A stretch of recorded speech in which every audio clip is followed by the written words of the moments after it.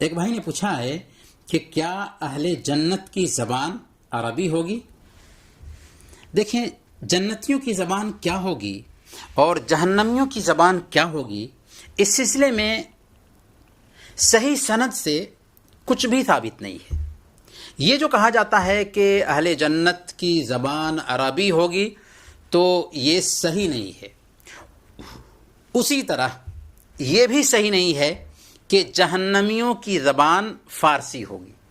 طبرانی کی روایت میں آتا ہے کہ عربوں سے 3 چیزوں کی وجہ سے محبت کرو، کیونکہ میں عربی ہوں اور قرآن عربی میں ہے اور اہل جنت کی زبان عربی ہے۔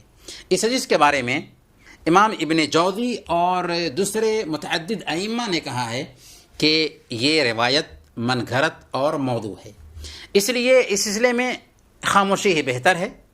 جس کے بارے میں ہمیں معلومات نہیں ہے اس کے تعلق سے خواہ مخواہ بحث کرنے کی بھی ضرورت نہیں ہے، لیکن عربی زبان قرآن کی زبان ہے، اس لیے ممکن ہے کہ عربی زبان اہل جنت کی زبان ہو، لیکن تحقیقی طور پر کوئی بات اس حوالے سے ثابت نہیں ہے۔